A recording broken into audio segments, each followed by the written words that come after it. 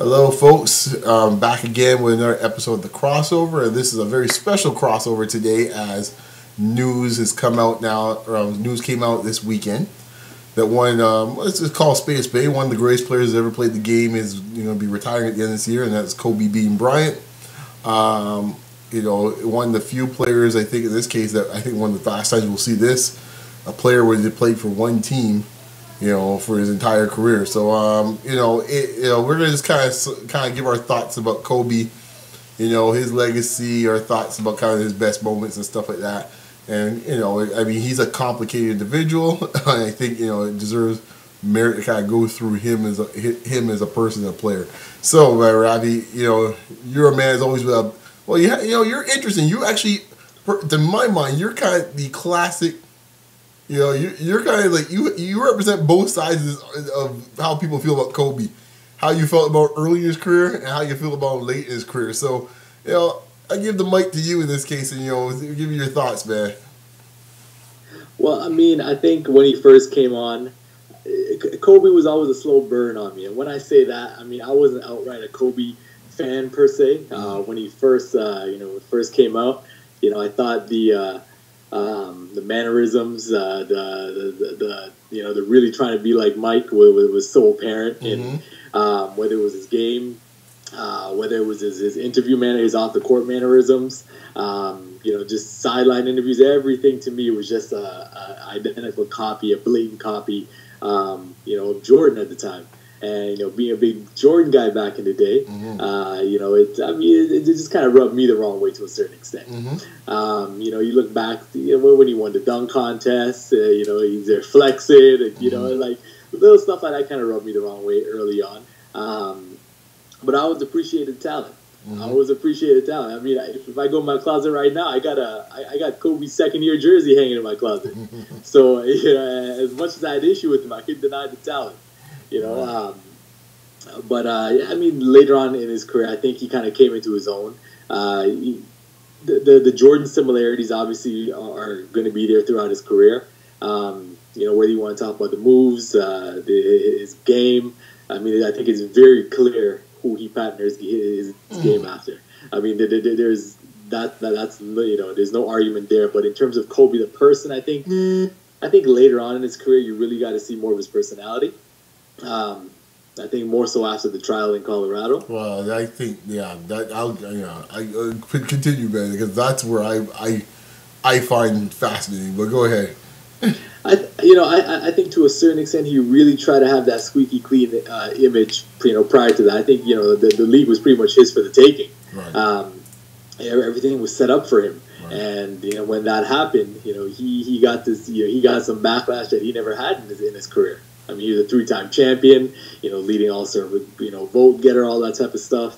He had all the accolades, all the praise early on, and that was the first time he really had to deal with, negative publicity. He really had to deal with, adversity to a certain extent, and his image took a really big hit at that time. And I think maybe like a season or two after that, he was just kind of to hell with it. I'm just going to be me for the most part. I think if you look at his interviews, look at some of the things that he said, it wasn't as I don't want to say rehearsed. I think you saw something. I think it's fair to say that. I'll say it. If you want to say it, I'll say it. It wasn't as rehearsed. You kind of saw his true thoughts and emotions come out in interviews, whether even on the court. His personality took a. You really saw him jawing at guys a lot more. You saw him mean mugging guys. You saw a lot more attitude. Post 2000 and 2003. Yeah, I think when I think Kobe, I think of I said before, there's two parts of Kobe as far as his basketball career goes. The first half, as you mentioned before, was very cultivated, and to be fair in this case to Kobe, everyone takes shots at him for wanting to be like Mike. There's no two ways about it. There's no two ways about it. He emulated himself, but to be fair in this case here, coming off of Michael Jordan's career, a lot of the dudes around the league in this case wanted to be like Mike. So it's just that he had the talent, and in true Kobe fashion, there like everything else, he was very prepared and almost to a fault in this case of how much he was looking into Michael Jordan. Not just copy the moves, which a lot of guys did. He took it that next level. How he handled the media, how he handled the press conference, how he handled himself in this case from endorsement standpoint. So he followed what he see as a template. So I mean I get that, and and Jordan disciples get a little sore about that. Yeah, fair enough. But I think the Colorado situation, and obviously it's called spade a spade. He was accused in this case of sexual assault, and pretty much in this case the case was dropped for all sorts of extenuating circumstances, which we won't go down that path today.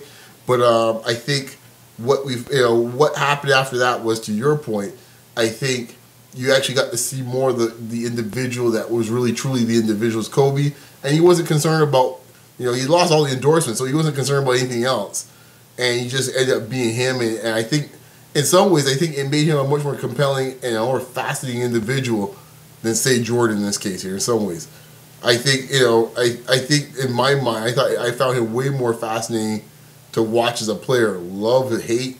There's really not a lot of middle ground. I might be one of the few people as a middle ground person. It might be me pretty much, and that's about it. But so there's rarely anyone's one way or the other with Kobe. But I'm one of the few.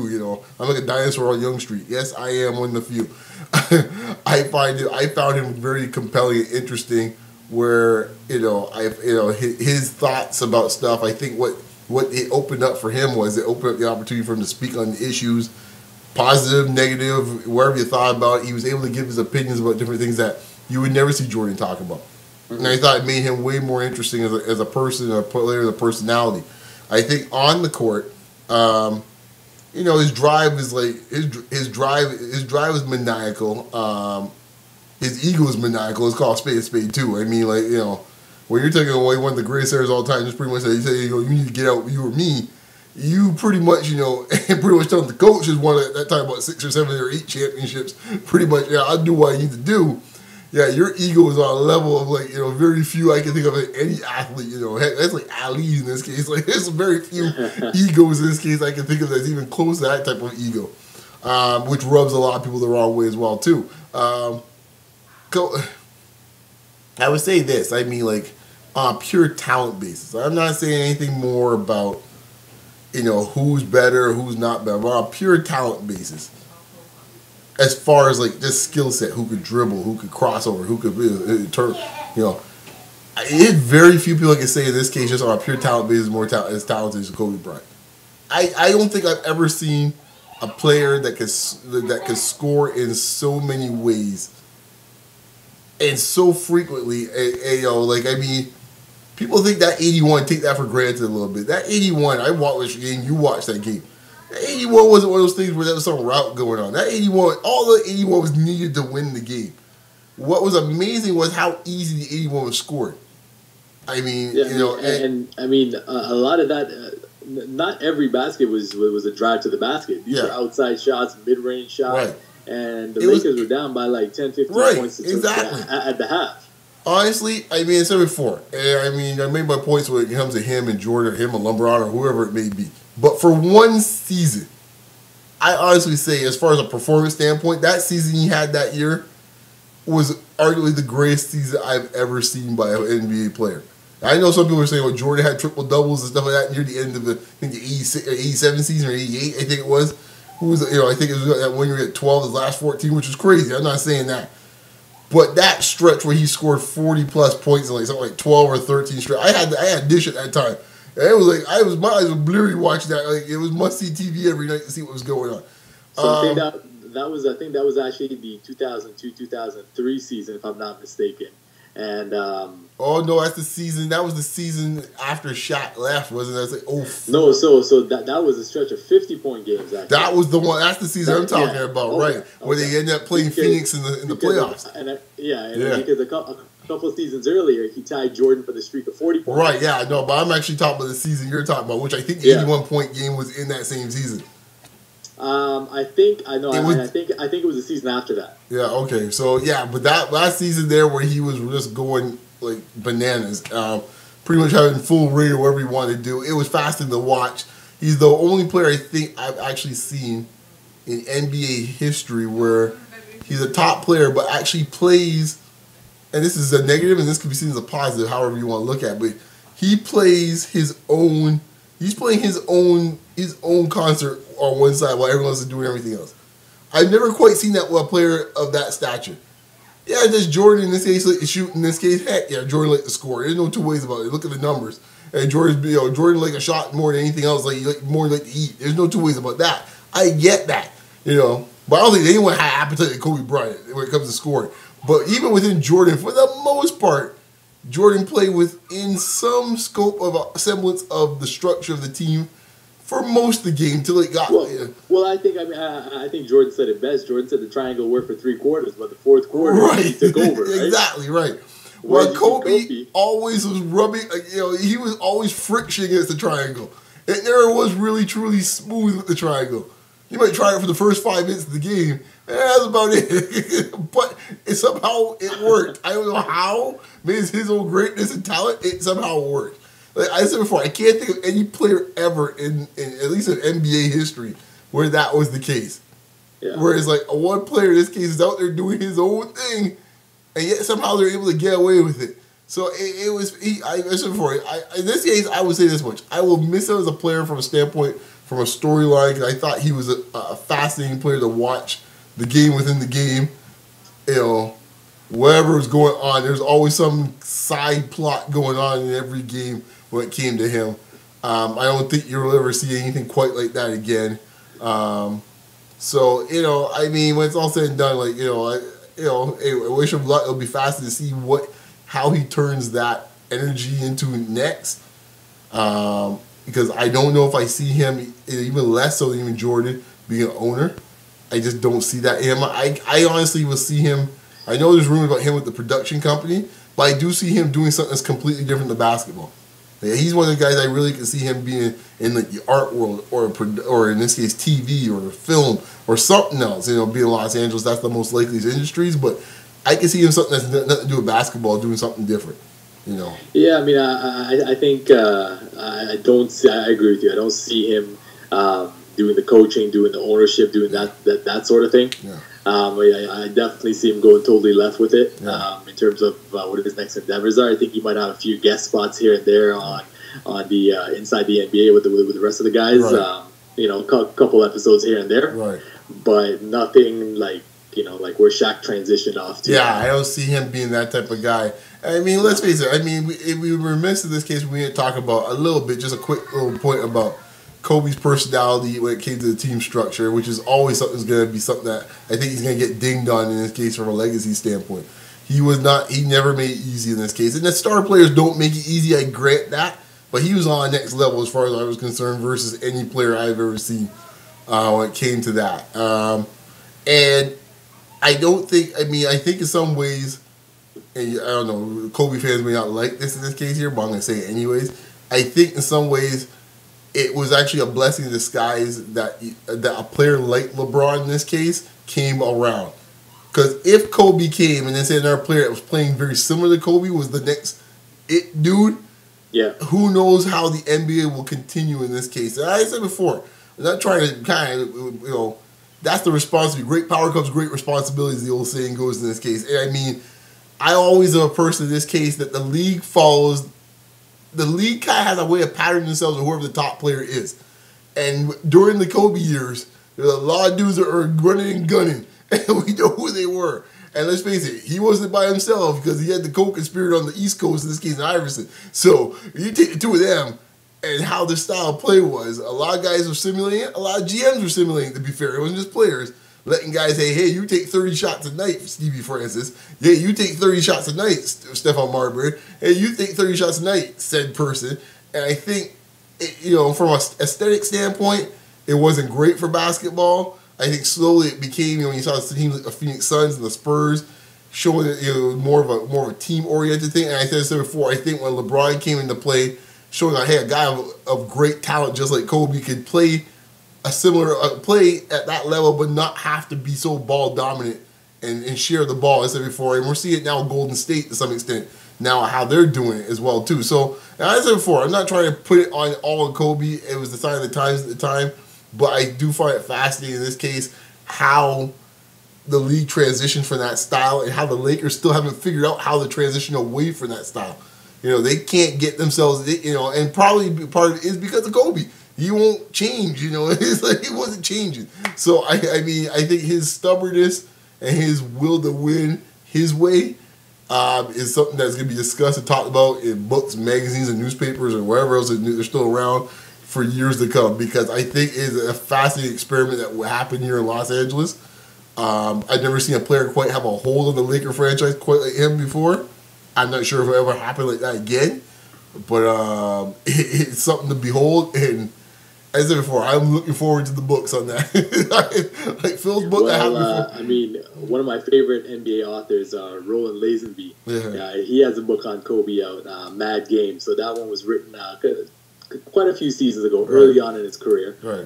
But he actually has another biography coming out within the next year or two that I'm looking forward to. Yeah. He actually just, I mean, he's done a couple of books on Jordan, a couple of books on the Bulls, Phil Jackson, those guys. So, I mean, he's followed the team around for a long time. So I'm looking forward to reading that biography as soon as it drops. Yeah, I want to see how these final years played out and what was really going on. I mean, we have suspicions, we have some proof about certain things, but yeah, I mean, that is before. It's always going to be a bit of the dock on Kobe in this case here. I mean, like, you know, trying to get top players to come play with him has never been his strength.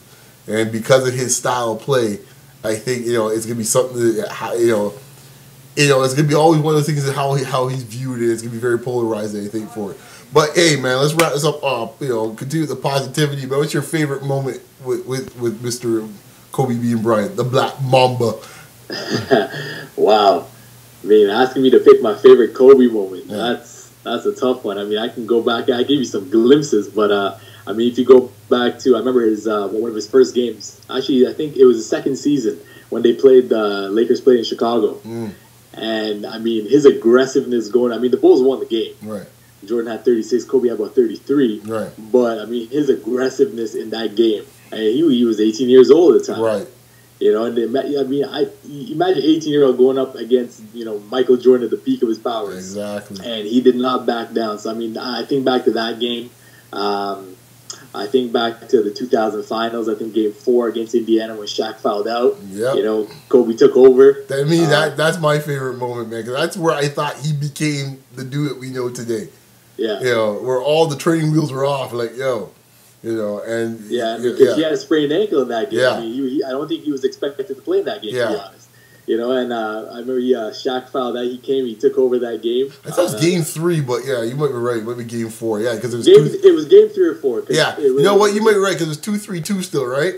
Yeah, exactly. Yeah, so I knew it was a pivotal game in this case that it could have changed the series in this case. I think you're right. It's Game 4 because it would have been 2-2, and then who knows what happens? But yeah, he was unreal in that overtime, man. You know, I mean, that overtime session, he just put the team on his back, and you really start to see, you know, people are like, wait, is that number 8, number 23 out there? Who is that out there? Yeah. You know? Yeah. Obviously, the 81-point game against the Raptors. T-Raps. How cute. How appropriate. You know, so obviously the 81-point game that same season, you put up a 62-63 against your Mavs in 3 quarters. You didn't play the 4th, right? Why? That's why he must go. You know, I mean, again, I said the 2002-2003 season. I know Shaq was injured for a long stretch there, and Kobe put up a string. I think it was like 9 40-point games, tying Jordan's mark. Yep. So I mean, that was another crazy stretch he went on.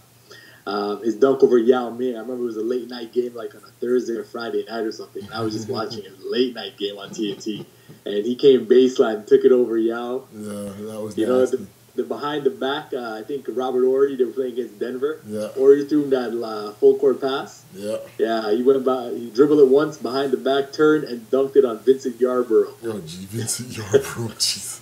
Well, you know, look up the highlights. Yeah, I mean, I'll just say in this case here, like, I'll just give 2 additional ones on that. Like, I mean, you mentioned the Game 4 against the Pacers. I like, in this case, the playoff series at Phoenix. It was a few years back, must have been the 08 or 09 season. Where that was the 09 season. Yeah, when Alvin Gentry's coaching the Suns in this case, where he had an unbelievable Saturday night game. I remember I was sitting here having a dinner party, and my guests and I were watching it. We were just sitting there shaking our head when he hit the 1 3-point shot, which I don't even know up to now how he hit that shot.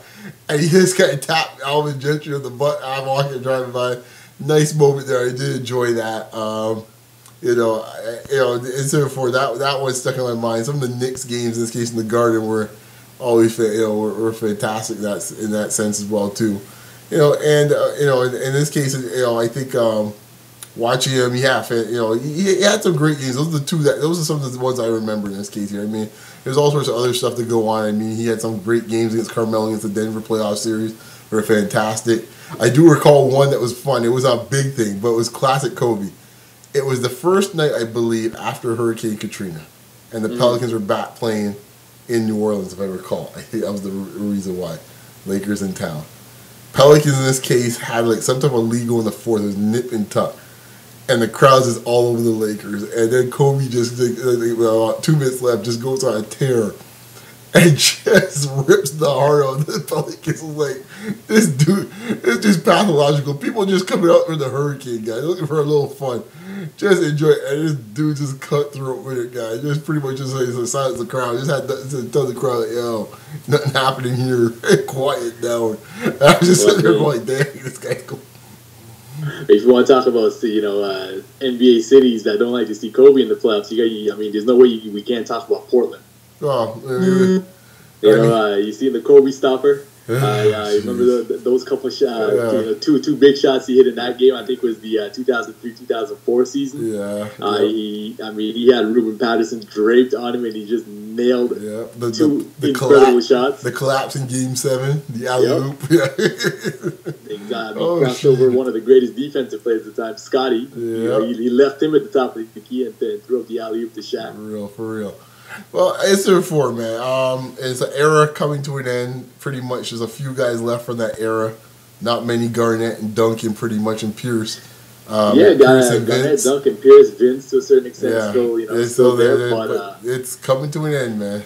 Hey, I heard a kid say the other day, he grew up watching Kevin Garnett play, and I just had to shake my head. Exactly, man. So let's leave it on that note, man. Folks, man, check out all your Bean highlights on YouTube and everywhere else, man. There's a lot of fun ones out there. Ravi, where can good folks find you? At Ravi Narayan on the Instagram. Mr. Kobe Bean Bryant fan right here. And you can always find me at Beyond Locker Room, short form RM, folks, man. It's titled just Bean, man. That's what this one's going to be called, man. Bean. # work ethic, baby. We'll call it a day, man. Catch you all the other side next week. Later.